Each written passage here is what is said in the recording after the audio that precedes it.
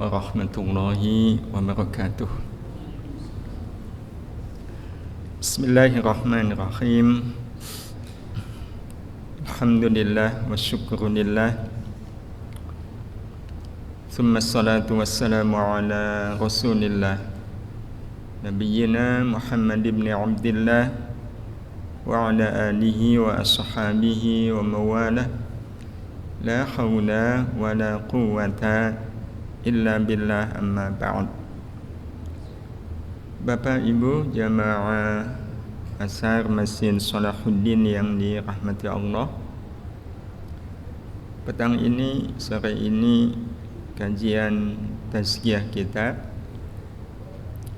masih ingin menuntaskan bahasan tentang bagaimana merawat logika jiwa dengan iman. Kita sudah sampaikan bahwa hidup ini tidak bisa tidak harus kita jalani dengan logika jiwa. Bisa memang kita jalani hidup ini dengan logika hati atau logika akal atau bahkan logika nafsu. Tapi siapapun yang menjalani hidup ini dengan logika nafsu, akal atau hati,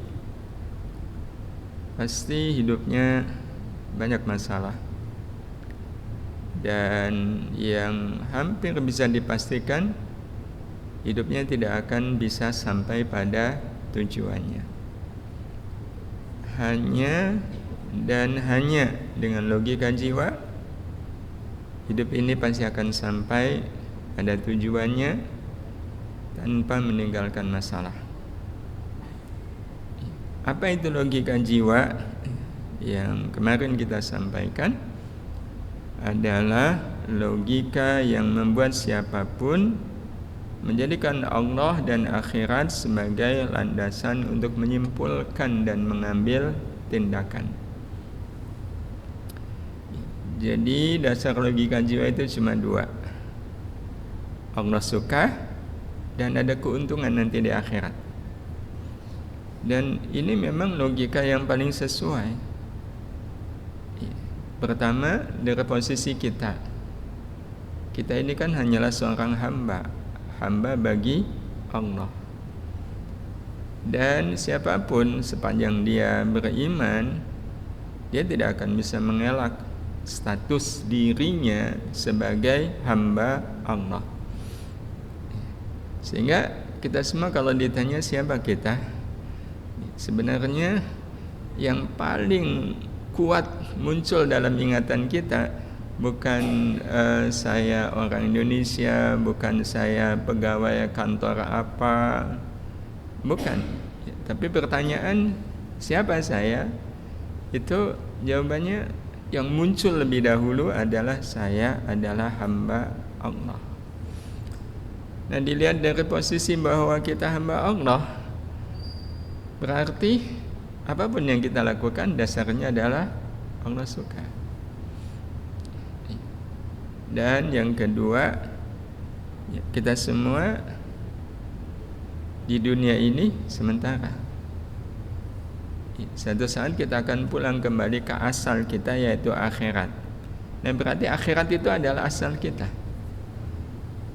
Logikanya kalau akhirat adalah asal kita, berarti akhirat inilah yang menjadi pegangan untuk menyimpulkan dan memutuskan. Karena memang sejatinya kita adalah makhluk akhirat yang saat ini sedang tinggal di alam dunia. Persisnya sedang dirantaukan oleh Allah Subhanahu wa taala di sebuah alam namanya dunia, yang satu saat dunia ini akan ditinggalkan dan membuat kita akan kembali ke akhirat. Dan sehingga Bapak Ibu yang rahmati Allah, sama dengan posisi sebagai hamba Allah, posisi bahwa kita adalah makhluk akhirat itu juga sangat kuat, sehingga wajar ya kalau sudut pandang kita dalam hidup ini adalah sudut pandang akhirat. Tapi Bapak Ibu yang dirahmati Allah, ini yang banyak dilupakan. Kita kalau bicara soal rizki, Ya, rezeki ya.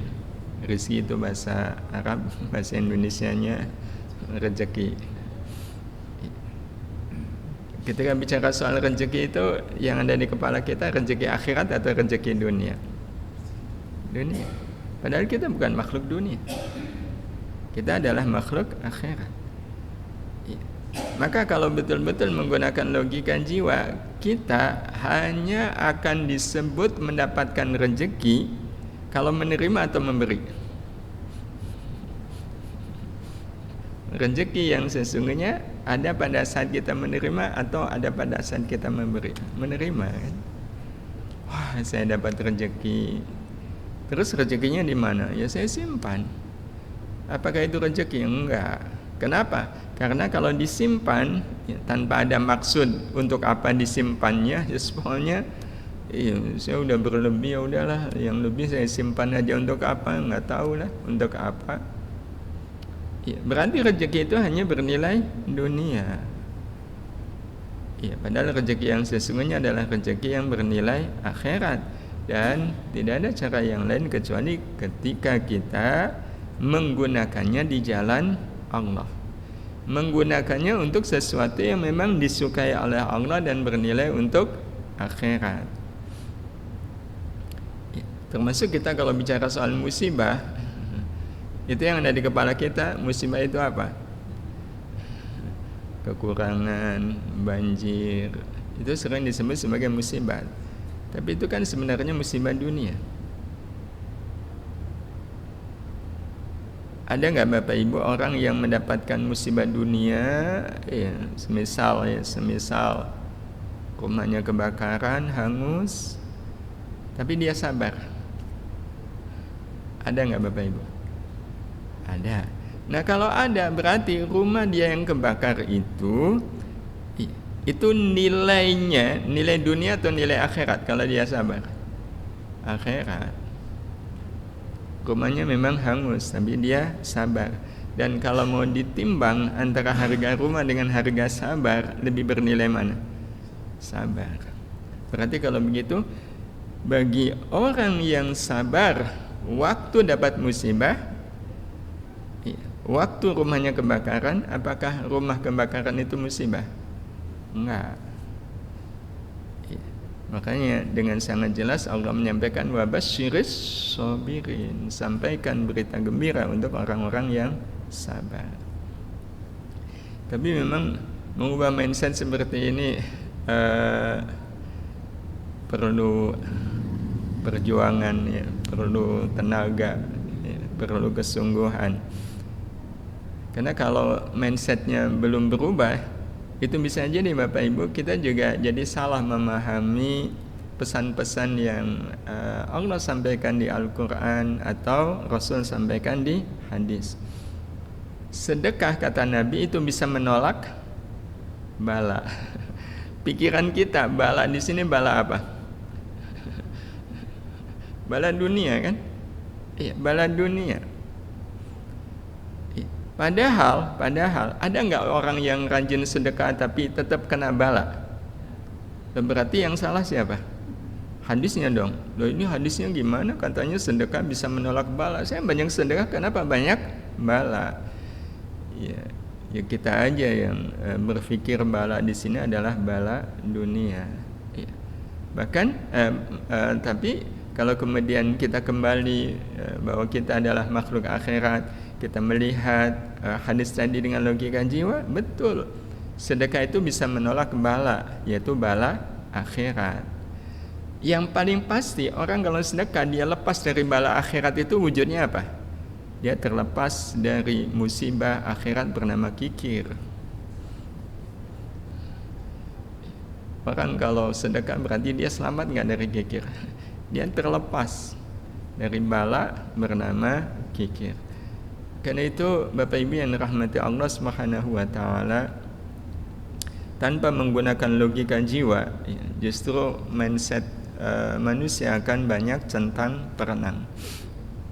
Nah, dari logika jiwa ini kita jadi memahami seperti apa ketika orang menjalani hidup ini dengan logika jiwa.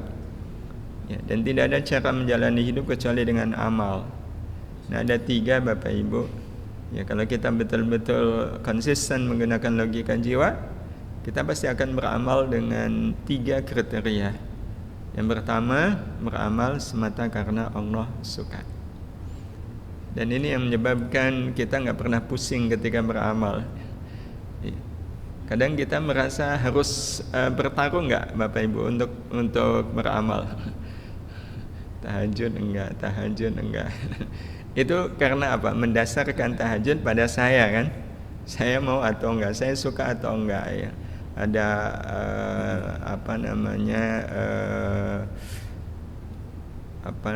balasan enggak kalau saya kalau berpikirnya saya kemungkinan tidak jadi beramal. Tapi kalau karena Allah suka, udah. Saya tahajud enggak ya? Allah suka enggak suka, ya udah. Iya, nggak perlu banyak pertimbangan. Yang kedua, hanya mengharap rahmat Allah semata. Nah, kenapa dasarnya rahmat? Karena logika jiwa mengantarkan kita kepada akhirat. Dan tidak ada harapan akhirat, ya, tidak ada harapan yang merepresentasikan akhirat selama kita di dunia, kecuali harapan bernama rahmat. Jadi kalau kita ditanya berharap akhirat wujudnya apa? Nah, tidak ada wujud ya kalau harapan akhirat kecuali rahmat. Kecuali rahmat. Rahmat ini wujudnya adalah kasih sayang Allah yang akan membuat kita mudah melakukan amal kebaikan yang punya nilai untuk akhirat kita. Ya, itu rahmat. Jadi Bapak Ibu yang dirahmati Allah Subhanahu wa taala, wa may yattaqillaha yaj'al lahu makhraja, yang sering dibaca oleh khatib ya, kalau berjumaat. Ya, barang siapa yang bertakwa, maka Allah akan memberinya rezeki yang datang dari arah yang tidak disangka-sangka. Yang dimaksudkan rezeki di sini apa Bapak Ibu? Rezeki di sini adalah rezeki dunia yang kita gunakan untuk akhirat. Itulah rezeki yang menjadi rahmat. Itu rezeki yang menjadi rahmat. Tapi kalau dia merasa saya bertakwa nih, terus rezekinya banyak, tapi rezekinya digunakan untuk sia-sia, rezeki yang digunakan untuk sia-sia tidak jadi rahmat, itu jadi fitnah. Bahkan kalau rezeki itu jadi maksiat, ya berubah jadi istidraj. Jadi harapannya hanya rahmat Allah. Dan yang ketiga, mengembalikan amal dan semua akibat dari amal kepada rahmat Allah semata. Jadi mengembalikan amal dan semua akibat dari amal. Jadi kayak tadi ya, kita bisa salat asar. Ya, kenapa bisa salat asar? Ya nggak pasti aja, saya lagi masih di kantor nih, mestinya dekat ya. Makanya saya bisa salat. Ya. Itu berarti dia tidak mengembalikan amal kepada rahmat Allah. Orang yang beramal sepenuh jiwa dengan logika jiwa, kenapa bisa salat asar? Ya ini rahmat Allah. Kenapa bisa sedekah? Rahmat Allah. Semua amal kalau sudah dilakukan dikembalikannya kepada rahmat Allah.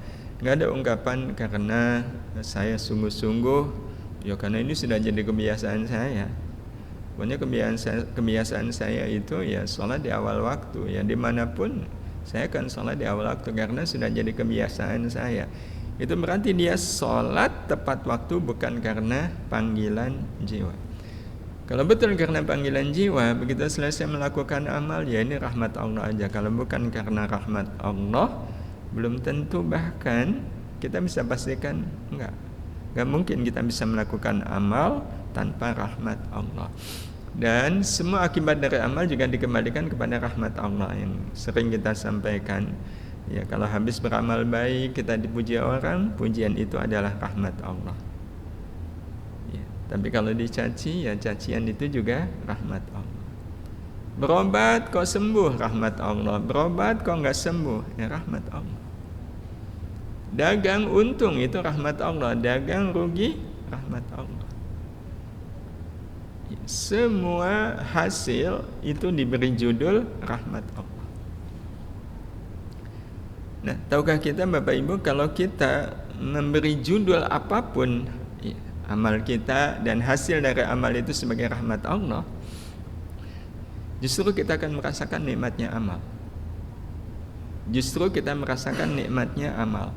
Jadi nikmatnya amal itu bukan pada amalnya, tetapi pada rahmat Allah yang ada di dalam amal. Itu kalau pakai logika jiwa. Kalau nggak pakai logika jiwa, nikmatnya amal itu ya ada pada amalnya, bukan pada rahmat Allah yang ada di dalam amal. Ya, makanya kadang kita menjadi contoh ya, walaupun sebenarnya harusnya kita jangan sampai menjadi contoh ya. Nikmatnya sholat berjamaah itu kalau imam bacaannya pendek ya. Kalau imam bacaannya panjang kan ngeselin nih. Nah itu kan berarti kita merasakan amal pada amalnya, bukan pada rahmatnya. Orang kalau beramal dengan logika jiwa, sepenuh jiwa, kalau imam bacanya pendek ya ini rahmat Allah, kalau imam bacanya panjang ya rahmat Allah. Jadi semua dirasakan sebagai rahmat Allah, dan kalau kita melakukan amal sepenuhnya yang kita rasakan adalah rahmat Allah, maka insya Allah walaupun amalnya udah selesai, rahmat Allahnya masih terasa. Rahmat Allahnya masih terasa. Nah, dari 3 kriteria ini Bapak Ibu yang dirahmati Allah, kita bisa melihat orang yang beramal, ya, orang yang beramal dengan logika jiwa, kualitas amalnya kalau pilihannya 3, benar, baik atau mulia, kira-kira yang tepat yang mana Bapak Ibu? Orang kalau beramal dengan sepenuh jiwa, mulia. Amalnya pasti memenuhi kualifikasi mulia. Iya. Dan kalau kita perhatikan apa yang Allah Subhanahu wa taala sampaikan di Al-Qur'an dan juga yang disampaikan oleh Rasulullah sallallahu alaihi wasallam di dalam hadis, kita memperhatikan betapa Allah Subhanahu wa taala itu amat sangat ingin ketika kita beramal itu beramal mulia. Beramal mulia. Dan itu hanya akan bisa dilakukan kalau kita beramalnya dengan logika jiwa. Contoh semisal kalau Masjid Salahuddin ini berinisiatif mengumpulkan baju-baju Bapak Ibu untuk disumbangkan, kira-kira baju yang kita kumpulkan baju yang apa? Bahasa kita layak pakai ya. Layak pakai itu artinya apa? Layak dipakai oleh orang yang menerima, tapi sudah tidak layak pakai oleh yang punya kan. Iya, ini mesti layak pakai bagi orang lain, tapi sudah nggak layak bagi saya. Itu yang dikasihkan. Nah, kalau seandainya yang kita berikan adalah baju yang dalam istilah kita layak pakai, itu kira-kira sebutannya paling banter, paling maksimal, kita disebut sebagai orang apa? Orang baik, itu paling pol itu. Gak akan mungkin bisa disebut sebagai orang mulia. Ya, kita hanya akan disebut sebagai orang yang mulia kapan? Kalau yang kita berikan adalah baju yang paling mahal, paling kita sukai, baru dipakai 1 kali, nyari laginya susah, dan enak di badan, enak dipakai. Kalau itu yang kita lakukan, barulah kita sudah melakukan amal mulia. Dan bukankah itu yang disebutkan oleh Allah ya, di awal juz keempat ini kan, lan tanalul birra hatta tunfiqu mimma tuhibbun. Jadi kalau kita mau memberi, berilah apa yang kita suka. Dan memberi apa yang kita suka kan amal mulia. Kalau kita berbuat baik kepada orang yang baik kepada kita, sebutannya apa? Kita orang baik. Paling maksimal kita disebut sebagai orang baik. Kenapa? Karena kita berbuat baik kepada orang yang baik. Tapi kalau kita berbuat baik kepada orang yang tidak baik, sebutannya mulia. Dan bukankah ini yang diinginkan oleh Allah lewat ayat idfa' billati hiya ahsan? Balaslah keburukan orang dengan kebaikan. Berarti kan memang Allah menghendaki kita ketika beramal yang mulia. Dan beramal mulia itu tidak bisa tidak kecuali dengan logika jiwa. Nah, cuma pertanyaannya Bapak Ibu, melakukan amal mulia itu sulit atau mudah? Padahal bicara soal jiwa, kita semua punya jiwa. Walaupun kita juga punya hati, punya akal, punya nafsu. Tapi kenapa yang muncul bukan jiwa? Sehingga kemudian amal kita, udahlah yang penting saya ngasih kok. Udahlah yang penting saya sholat kok. Sholat sendiri aja sah, ya udah nggak apa-apa. Yang penting kan sah gitu. Kenapa kesannya melakukan amal yang mulia itu berat? Nah, kita mungkin perlu mengetahui proses internal. Apa yang sebenarnya terjadi di dalam diri kita? Karena di dalam diri kita kan ada jiwa, ada hati, ada akal, ada nafsu. Kalau kita mencermati Bapak Ibu, kita melihat ini proses internal ya, terjadinya amal mulia. Jadi amal mulia adalah keinginan jiwa. Kita katakan keinginan jiwa karena jiwa itu hanya menginginkan yang mulia. Kalau menginginkan yang baik itu hati. Kalau akal itu yang penting benar. Nafsu itu ya jelas, udah jelas salah, udah jelas buruk. Jadi sebenarnya Allah mendesain kehidupan ini memang luar biasa. Jadi amal mulia adalah keinginan jiwa yang diterima akal. Nah, kenapa diterima akal? Akal itu kan diberikan oleh Allah Subhanahu wa taala untuk berpikir. Dan sepanjang akal manusia lurus, ya sekali lagi akal manusia lurus, akal manusia sesuai dengan fitrahnya, tidak terkontaminasi oleh nafsu atau oleh bisikan setan, maka pikiran akal itu akan selalu sejalan dengan keinginan jiwa. Pikiran akal akan selalu sesuai dengan keinginan jiwa. Jadi akal akan mensupport, akal akan setuju dengan apa yang diinginkan oleh jiwa.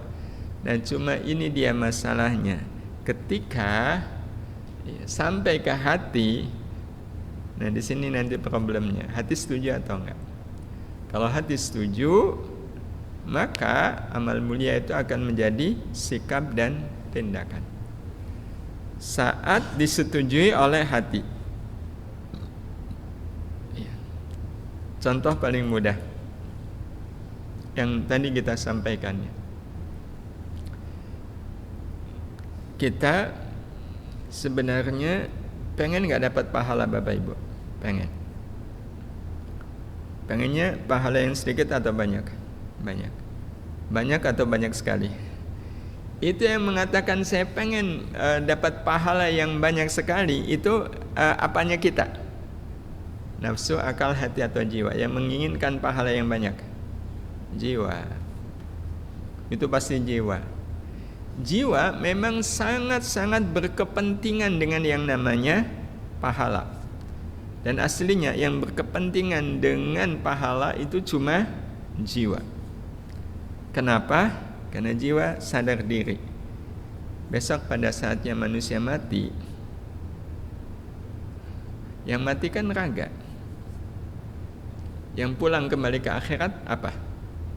Jiwa. Nah sekaligus ini Bapak Ibu yang dirahmati Allah, menguatkan kita. Kenapa kita harus menjalani hidup ini dengan logika jiwa? Kenapa kita beramal itu harus dengan sepenuh jiwa? Karena kalau kita beramal dengan sepenuh jiwa, jiwa ikut terlibat dalam amal. Kalau jiwa ikut terlibat dalam amal, berarti jiwa akan mendapatkan manfaat dari amal itu. Manfaatnya dalam bentuk apa? Pahala. Sehingga ketika jiwa ini pulang ke akhirat, dia membawa pahala yang dia lakukan dari amal-amal yang memang dilakukan dengan sepenuh jiwa. Beramal karena logika jiwa. Tapi kalau jiwa nggak ikut terlibat, kenapa baik sama dia? Dia baik sama saya, masa saya nggak baik sama dia? Berarti logika apa Bapak Ibu? Logika hati, nggak enak. Berarti dia beramal dengan sepenuh hati. Berarti yang beramal hati. Jiwanya ikut beramal enggak? Enggak. Dapat pahala enggak jiwanya? Enggak. Yang dapat pahala cuma hati. Padahal besok waktu pulang bukan hati yang pulang. Yang pulang adalah jiwa. Nah, hadirin hadirah yang dirahmati Allah Subhanahu wa taala, karena itu kalau bicara soal pahala itu pasti ungkapan jiwa. Ya. Nah, sekarang mana yang lebih besar pahalanya? Berbuat baik kepada orang yang baik atau orang yang gak baik? Berbuat baik kepada orang yang tidak baik pahalanya lebih besar. Itu ungkapan siapa dari diri kita? Akal. Kan akal menimbang. Ini kalau berbuat kepada A, ya, dia baik, ya dapat pahala. Tapi kalau kepada B ini nggak baik, akal akan berpikir pahalanya akan lebih banyak. Ya, pahalanya akan lebih banyak. Kenapa? Karena lebih berat amal pasti akan mendatangkan pahala yang lebih banyak. Nah, sehingga Bapak Ibu yang dirahmati Allah, akal akan mensupport jiwa untuk berbuat baik kepada orang yang tidak baik. Sejalan nih, satu frekuensi jiwa dengan akal. Tapi pas ditanyakan ke hati, gimana hati? Ya nggak bisa lah. Kalau dia habis menyakiti saya, masa saya berbuat baik kepada dia? Nggak bisa. Iya. Nah, akhirnya hati nggak setuju. Nah, ketika hati nggak setuju, akibatnya apa? Saat keinginan jiwa yang diterima akal tidak disetujui hati, maka akan berhentilah keinginan jiwa sebatas keinginan. Ya. Maka sering muncul ungkapan, dan ini dianggap sebagai ungkapan biasa, tapi sebenarnya serius. Iya, iya sih. Ya, saya tahu kalau saya berbuat baik kepada orang yang tidak baik itu ya pahalanya banyak, dan siapa sih yang nggak ingin dapat pahala yang banyak?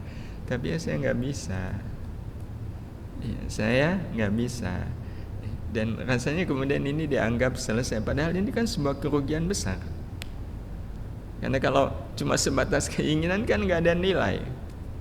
Cuma ingin. Kita ingin makan, kenyang nggak? Kalau cuma ingin makan, sampai berhari-hari aja nggak akan mungkin menjadi kenyang. Nah, sehingga ya jiwa seperti tidak mendapatkan apa-apa. Nah, hadirin hadirah yang dirahmati Allah, terus bagaimana caranya agar hati ini menyetujui keinginan jiwa? Hati hanya akan menyetujui keinginan, bahkan semua keinginan jiwa yang diterima akal saat di dalam hati sudah bersemayam iman. Inilah maka kemudian kita katakan bahwa merawat logika jiwa itu adalah dengan iman. Ya, sehingga hati yang kosong dari iman akan menolak semua keinginan jiwa. Walaupun dia tahu keinginan jiwa itu sesuatu yang sangat mulia, tapi hati cenderung menolak. Dan biasanya menolaknya dengan bahasa halus. Diawali dengan kata iya sih. Jadi kalau orang sudah bilang iya sih, nah itu artinya hatinya menolak apa yang menjadi keinginan jiwa. Ya sih, kalau saya berbuat baik ke dia pahalanya banyak. Tapi nah tapinya kan macam-macam gitu. Nah, tapinya itu sebenarnya lebih karena di dalam hati tidak ada iman, kosong dari iman. Tapi bukankah kita sudah mengatakan saya beriman? Ya, itu berarti imannya di mulut, belum di dalam hati. Tapi ada yang lebih berbahaya lagi. Kalau hati yang kosong, ya, menolak semua keinginan jiwa, nah ini yang berat. Di saat yang sama dia akan menerima dan menyetujui keinginan nafsu.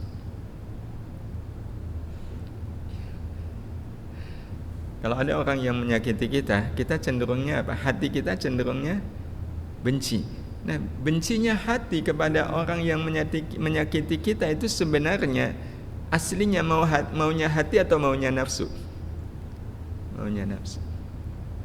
Maunya nafsu yang disetujui oleh hati.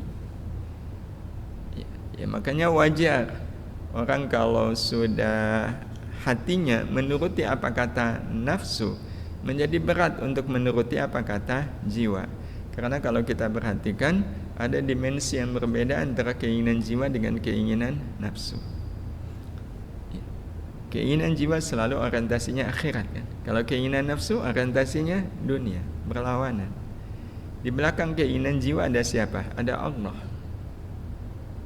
Jiwa hanya menginginkan apa yang memang diinginkan oleh Allah. Tapi sebenarnya di belakang nafsu ada siapa? Ada setan.